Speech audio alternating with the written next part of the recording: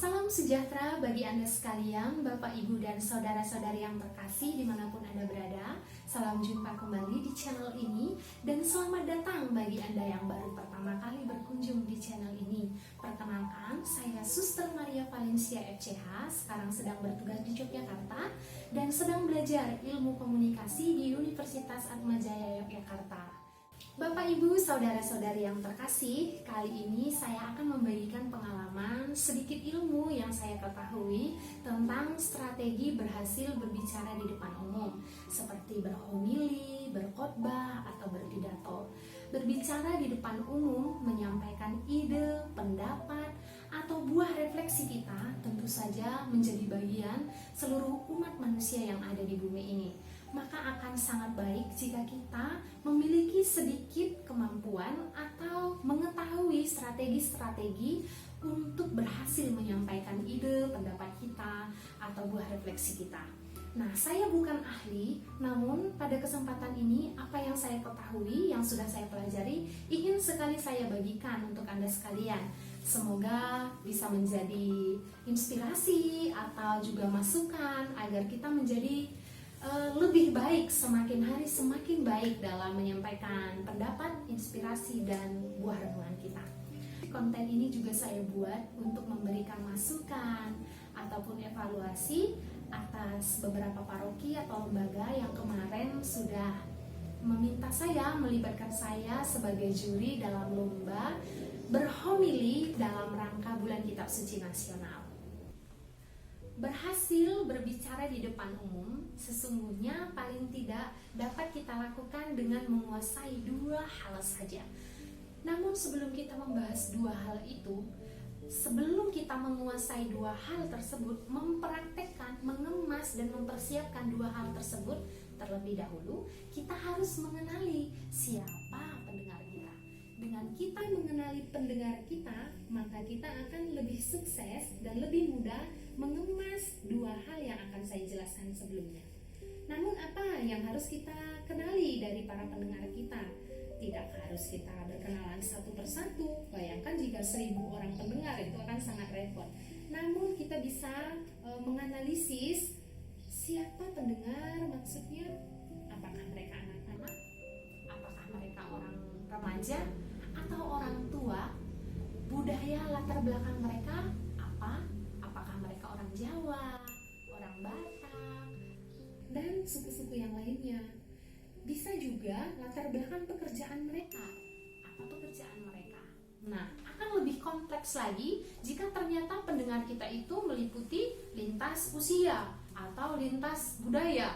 Nah, itu akan meminta kita untuk menyiapkan dua hal yang akan saya jelaskan nanti lebih kompleks lagi. Nah, jadi intinya adalah sebelum kita mempersiapkan dua hal yang akan saya jelaskan nanti, kita terlebih dahulu harus mengenali latar belakang siapa yang akan mendengarkan kita. Nah, Bapak, Ibu, saudara-saudari yang terkasih, dua hal yang saya maksudkan, yang pertama adalah struktur dalam berhomili atau berpidato. Dan yang kedua adalah seni dalam berhomili atau berpidato. Kita akan membahas satu persatu. Struktur itu meliputi 3 tahap. Tahap yang pertama adalah pembuka, isi, kemudian penutup. 3 hal ini sekiranya tidak boleh kita lewatkan. Mengapa? Nah, kita lihat. Pembuka. Mengapa kita perlu pembuka? Pembuka itu meliputi salam, perkenalan diri, dan juga pengantar. Kita bayangkan, contohnya nih, kita sedang melakukan perjalanan dari Yogyakarta ke Semarang. Kita menggunakan bis, misalnya bisnya Ramayana, kita naik bis Ramayana. Kemudian ada seseorang yang tidak kita kenal duduk di sebelah kita. Nah, orang ini jika seketika kita punya ide nih, kita punya ide banyak ya, kita punya pengalaman banyak, kemudian kita merasa bosan, perjalanan sekitar 4 jam, lalu kita langsung berbicara, tembak langsung nih, berbicara banyak hal, ide-ide kita tuangkan, pasti orangnya bingung dong, ini siapa ya? Kenapa harus menyampaikan ini kepada saya, tujuannya apa? Pasti dia seperti itu. Namun kalau kita mengawalinya dengan perkenalan dulu, halo berkah dalam, perkenalkan nama saya Suster Maria Valencia. Saya mau ke Semarang, kamu mau kemana? Seperti itu. Jika dia menanggapinya dengan baik, jika kita sudah berkenalan, maka pasti akan ada peluang kita bisa masuk lebih dalam. Nah, itulah intinya kenapa kita perlu mempersiapkan melalui tahap atau struktur pada tahap pembuka. Selain daripada membuka peluang untuk masuk lebih dalam, pembuka juga memberikan kita seperti pengantar ya, kita akan semakin mampu untuk mengajak para pendengar kita lebih siap. Siap maksudnya bagaimana? Mereka ngerti nih, oh ini mau membahas tentang strategi berhasil dalam berhomili toh. Oh iya, ini sangat cocok bagi saya akan mendengarkan. Ini sangat menarik bagi saya, maka saya akan mendengarkan. Atau dia kalau butuh saya akan menyediakan pena dan buku untuk mencatat. Nah, kayak gitu. Jadi pengantar itu akan membuat para pendengar kita siap dan juga menambah antusias mereka untuk akhirnya memperhatikan kita. Pada tahap pembukaan ini juga bisa dimuat kreasi-kreasi, maksudnya pembukaan yang menakjubkan. Bukan sekedar memperkenalkan diri, memberikan salam, kemudian pengantar. Bisa juga kita buat pengantar yang sangat menarik, melalui pantun atau bernyanyi sepenggal dua penggal kata. Nah, kekhasan dari kita itu bisa kita munculkan di depan sehingga sungguh-sungguh menarik perhatian dari para pendengar kita. Itu tahap yang pertama, pembuka. Ingat tadi, pembuka itu meliputi salam, perkenalan, dan juga pengantar. Nah, sekarang kita membahas tahap yang kedua dari struktur, yaitu isi. Nah, isi ini adalah inti dari semua yang akan kita lakukan saat berbicara di depan umum. Oleh karena dia adalah inti, maka kita harus menyampaikannya lebih detail, lebih meluas. Nah, secara kita rangkum dengan contoh-contoh. Kita sudah jelaskan, kita berikan contoh yang sesuai dengan topik, tema, dan sesuai pula dengan para pendengar kita. Jangan sampai contohnya untuk anak-anak, tapi kita angkat masalah yang di luar kemampuan pemahaman anak-anak. Jadi saat memilih contoh, kita juga harus sesuaikan dengan para pendengar kita, sesuai juga dengan tema yang kita angkat. Nah, pada inti ini, pada isinya ini sebenarnya itu tinggal kita memasukkan 5W dan 1H. Nah, banyak artikel atau sarana yang bisa kita gunakan untuk mempelajari apa itu 5W dan 1H. Nah, melalui inti yang sudah kita kemas ini, melalui 5W dan 1H, maka harapannya adalah apa yang sudah kita sampaikan di pengantar tadi, seperti saya tadi menyampaikan bahwa kita ingin belajar strategi berhasil dalam berhomili. Nah, tujuannya pasti dong para pendengar akan akhirnya lebih tahu apa strategi-strategi dalam berhomili. Nah, pengantar itu harus terjawab di isi ini. Nah, jangan sampai kita mau ngajak tentang homili, strategi berhomili, tapi di isinya itu nggak nyampe. Lalu bagaimana caranya ya? Kok nggak dapet ya cara untuk berhomilinya supaya berhasil, gimana dong? Itu masih menjadi pertanyaan, berarti isinya itu belum maksimal kita kemas. Nah, itu jadi tahap yang kedua ya, bagian isi. Ini adalah inti, harus dipersiapkan dengan matang. Kemudian yang tahap ketiga yaitu penutup. Kenapa perlu penutup? Penutup ini meliputi kesimpulan dan salam penutup. Kenapa perlu? Ya karena kita udah menjelaskan dari awal, dari pembuka sampai isi panjang lebar, ada contoh, ada konsep-konsep yang kita sampaikan. Tentu saja para pendengar kita sudah meluas, banyak yang mereka tampung. Maka kita harus membuat rangkuman, seperti rangkuman, kesimpulan, poin-poin pokok yang harus diingat oleh para pendengar, sehingga melalui poin-poin dan rangkuman ini, apa yang kita sudah sampaikan melalui di isinya tadi itu enggak begitu saja lupa. Ada namanya poin-poin ini, sehingga ketika kita sebut satu poin, mereka membayangkan semua yang kita jelaskan tadi. Nah, itu bagian penutup. Dan jangan lupa ajak mereka, berikan motivasi dan ajakan, baru kemudian salam penutup.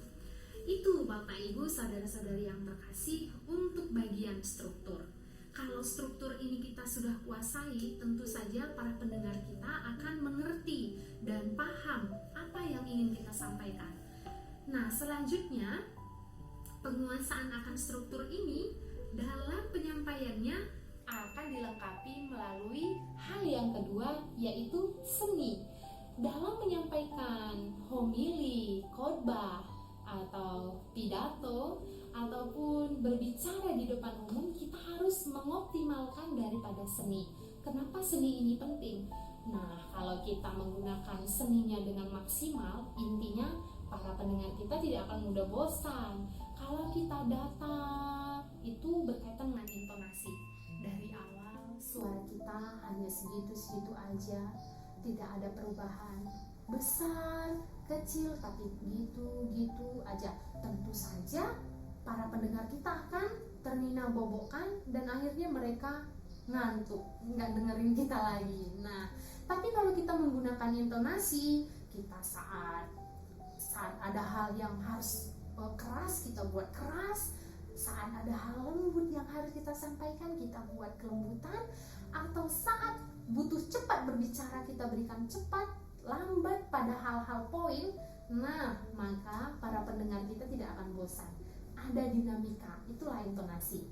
Kemudian kita juga ada seni dalam menggunakan diksi.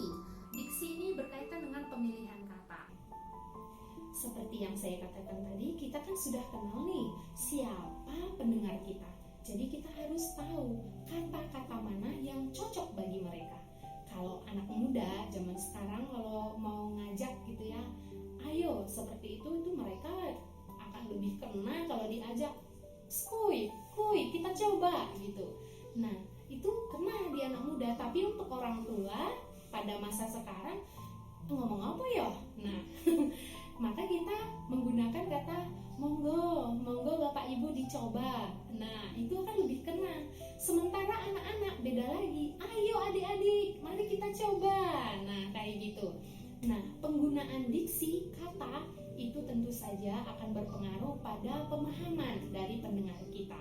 Oleh karena itu, kita harus memilih diksi-diksi yang dekat dengan mereka.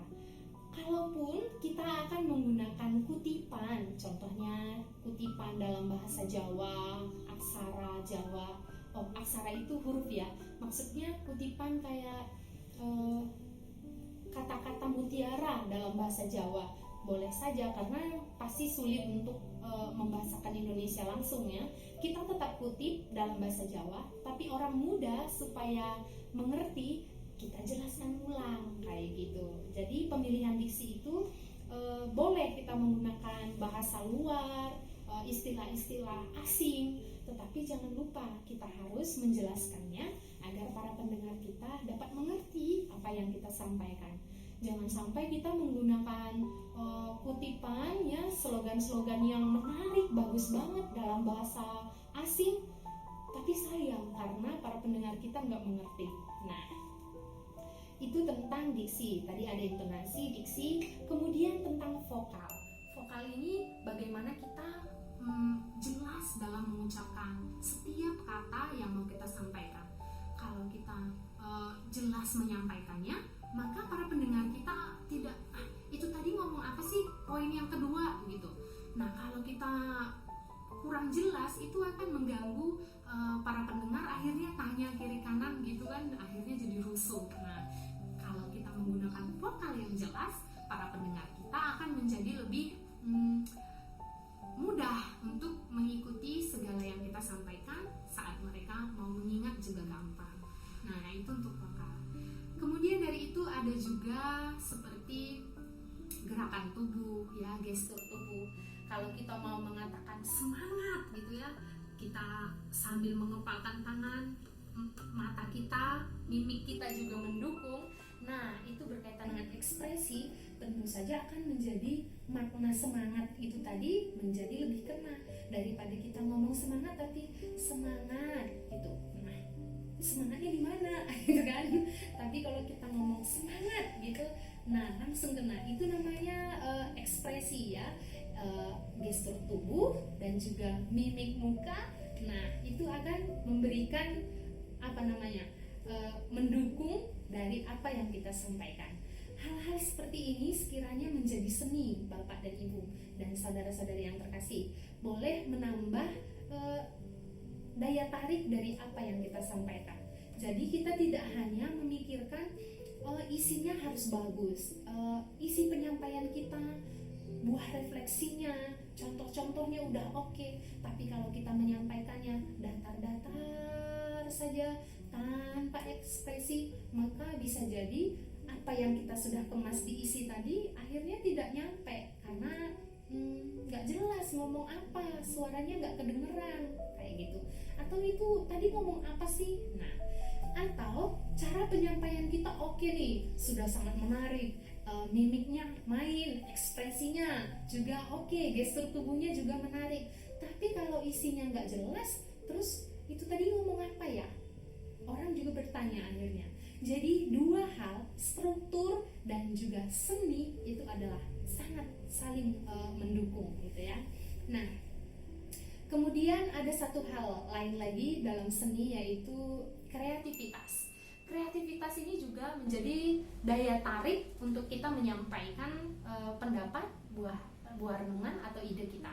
Kreativitas misalnya, kalau kita pernah lihat ada guru sekolah minggu, mereka mau menyampaikan cerita tentang suatu kisah di kitab suci, mereka menggunakan alat peraga, boneka atau apa gitu. Nah, hal-hal ini termasuk pada kreativitas. Kita juga bisa mempraktekkan kreativitas tanpa alat peraga, misalnya dengan menggunakan kata-kata yang menarik seperti berpantun, atau kita menggunakan slogan-slogan yang di luar dari bayangan oleh para pendengar. Itu maksudnya kreativitas. Bisa juga kreativitas ini contohnya seperti kemarin ya, pidatonya, homilinya kan dikirim lewat video. Nah, kreativitas dalam video, kita membuat video, bagaimana kita memandang para pendengar kita yang ada di kamera. Kita kreatif dalam memandang kamera ya, memandang mata kita, sorot mata kita di mana. Jangan sampai pendengarnya di sana, kita ngelihatnya kemana gitu. Itu kan akhirnya kita menjadi tidak kreatif menggunakan teknologi. Kita juga bisa kreatif saat kita itu membuat, maksudnya hal-hal yang sungguh membuat para pendengar itu menjadi semakin tertarik. Nah, itu kreativitas ya Bapak Ibu saudara-saudari yang terkasih.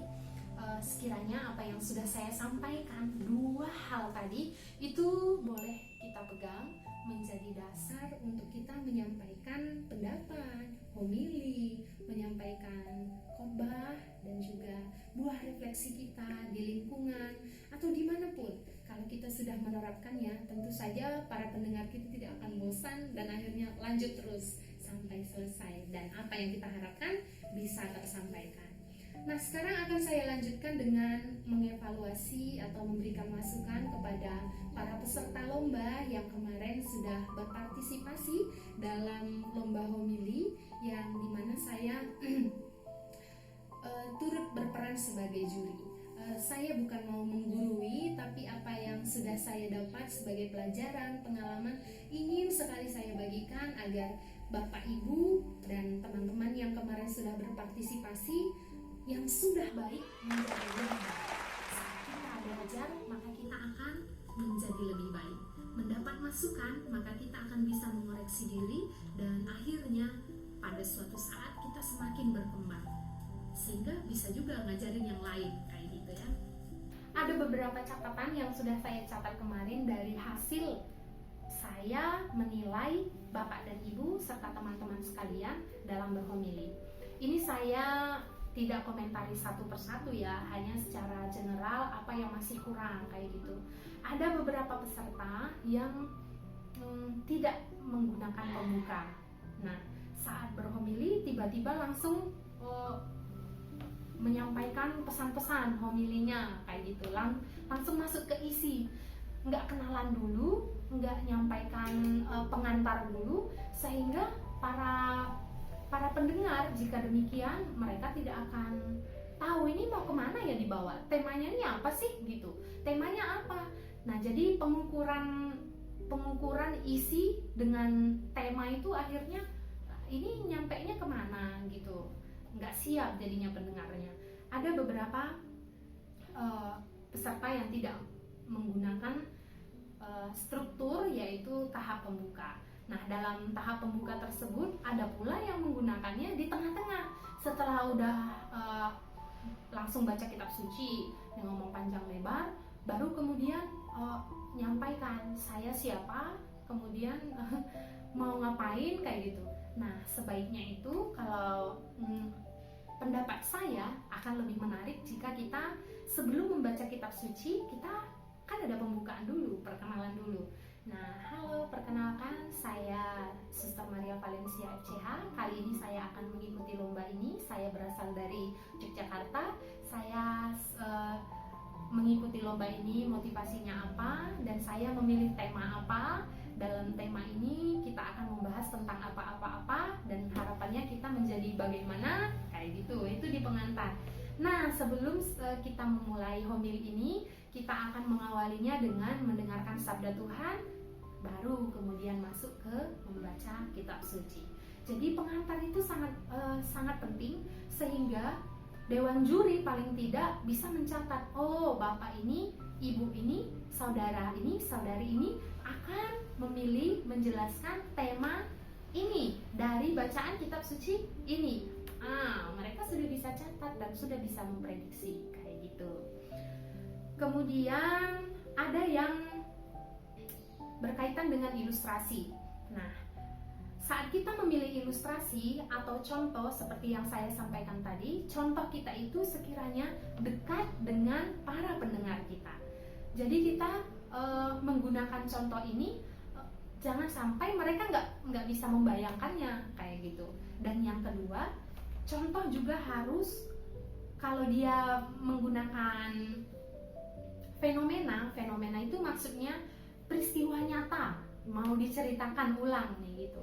Jelas ceritanya, cerita apa, di mana, kapan, itu harus jelas karena dia harus fenomena. Jangan sampai orang kira itu benar nggak sih ceritanya, emang ada. Nah, maka kita harus jelas jika kita mengambil suatu contoh dari peristiwa hidup. Peristiwa hidupnya siapa, kapan, di mana. Jangan sampai kita ngomong ada suatu peristiwa. Nah, peristiwanya itu ya terkenal. Apa peristiwanya? Ya ngomong terkenal doang, viral istilahnya kan. Nah, oleh karena itu dalam memilih contoh, boleh kita memilih kisah nyata, tetapi kita harus jelas supaya terpercaya. Orang jangan sampai berpikir ini contohnya beneran ada apa enggak sih? Nah, terjadi desas-desus di antara pendengar. Contoh bisa juga berupa ilustrasi. Kalau dia ilustrasi, kita tidak perlu menyatakan itu di mana, kapan, siapa. Kita bisa mengarang, namanya juga ilustrasi kan. Kita bisa mengarang sendiri atau menggunakan ilustrasi yang sudah dipakai oleh orang lain. Maksudnya sudah pernah diciptakan oleh orang lain.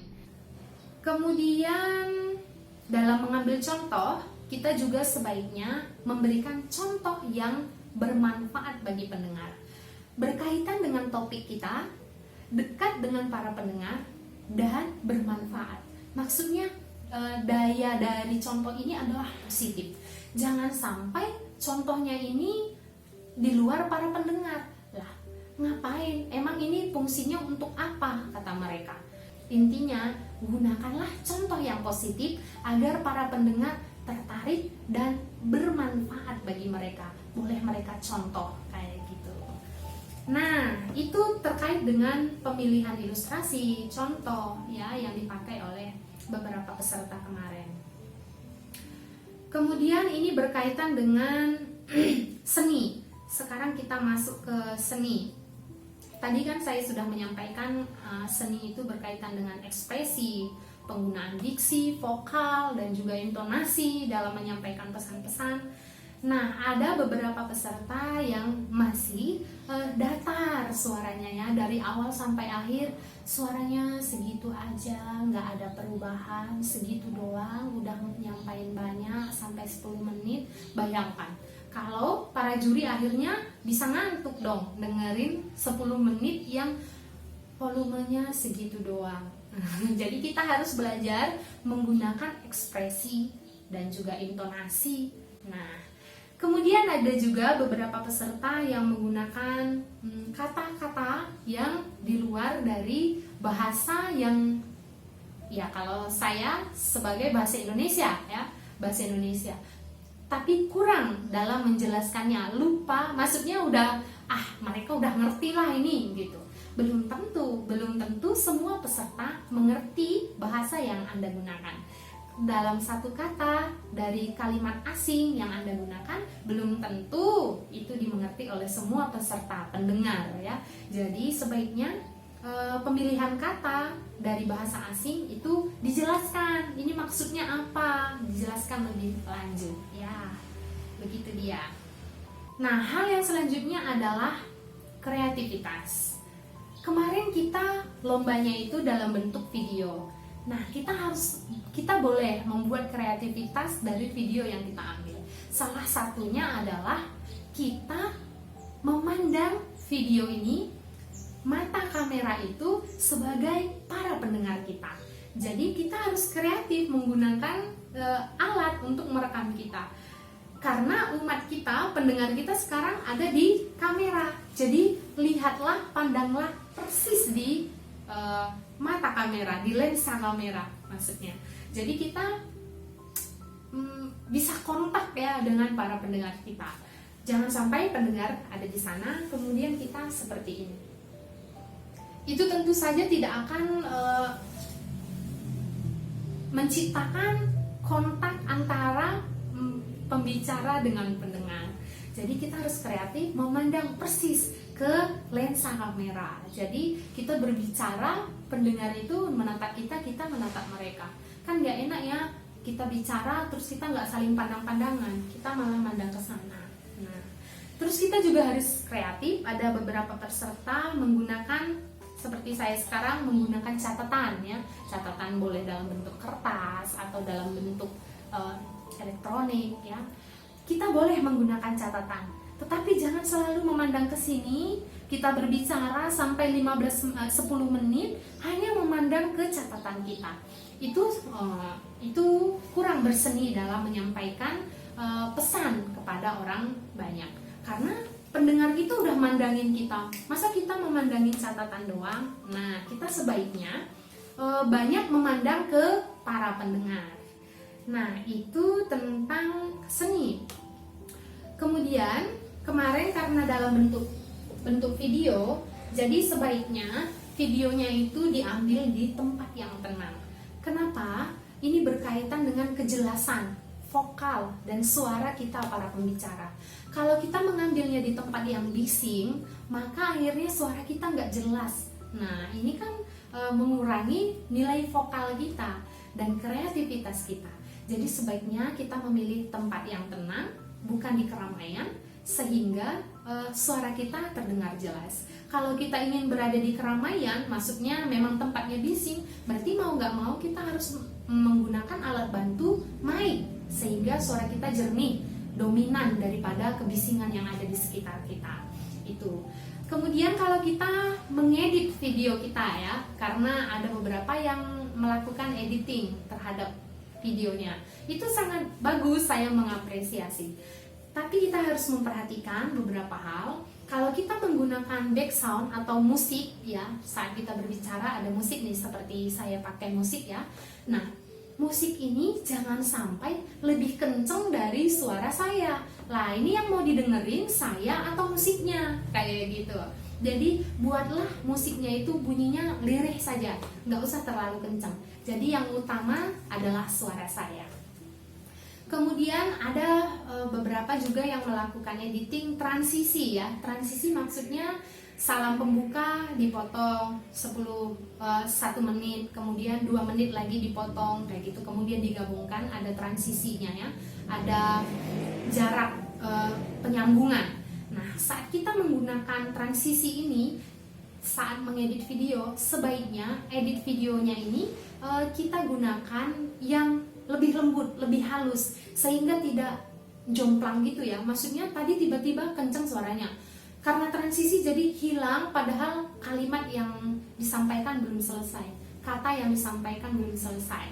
Nah, itu tentang kreativitas. Tapi secara keseluruhan, umat yang sudah berpartisipasi, saya sangat mengapresiasi. Semua sudah bagus, semua sudah baik. Hanya ada beberapa catatan yang sudah saya sampaikan tadi.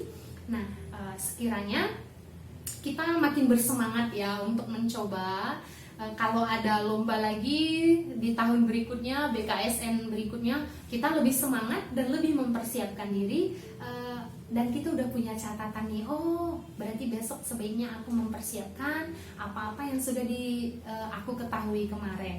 Kita juga bisa melihat contoh-contoh, banyak kan sekarang di media sosial contoh-contoh bagaimana seseorang berbicara di depan publik. Kita boleh kok meniru khotbah para romo atau para suster, atau pidato dari orang-orang yang sudah ahli. Kita bisa tiru strategi mereka. Nah, baru kita aplikasikan. Jadi itulah Bapak Ibu, saudara-saudari yang terkasih, yang bisa saya bagikan. Saya bukan ahlinya, tetapi apa yang sudah saya pelajari dan pengalaman yang saya dapat, ingin sekali saya bagikan terhadap Bapak Ibu, supaya kedepannya lebih maksimal dalam berhomili atau menyampaikan pendapat, buah refleksi di lingkungan atau di tetangga-tetangga atau dimanapun kita, akhirnya suatu saat itu pasti akan kita alami. Jadi ingat ya, tadi saya sudah menyampaikan hanya ada 2 hal yang penting untuk kita kuasai dalam menyampaikan pendapat di depan umum. Namun sebelum 2 hal ini, kita harus mengenali siapa pendengar kita. Kalau pendengar kita sudah kita kenali, baru kita persiapkan strukturnya, yaitu pembuka, isi, dan penutup. Setelah strukturnya jadi, baru kita akhirnya mengupayakan seninya. Seni itu berkaitan dengan ekspresi seperti gestur tubuh, mimik kita, kemudian pemilihan kata, intonasi, vokal, dan akhirnya polesan-polesan lain seperti kreativitas. Nah, akhirnya kita sudah sampai di penutup. Semoga apa yang saya bagikan hari ini boleh bermanfaat bagi Anda semua. Jika menginspirasi atau menghibur ya, mendengarkan saya berbicara menjadi hiburan, boleh diklik tombol suka Bapak Ibu. Dan jangan lupa juga di subscribe ya, untuk mendukung channel ini supaya tidak ketinggalan video-video saya yang berikutnya yang mungkin kadang mengandung pengetahuan atau sekedar menjadi hiburan. Semoga bisa menjadi berkat untuk kita semua. Demikianlah dari saya, Suster Maria Valencia CH. Sampai berjumpa lagi di lain kesempatan, di lain konten berikutnya.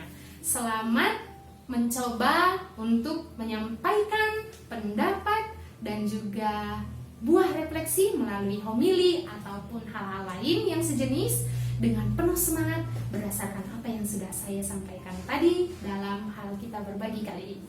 Demikian, sampai jumpa.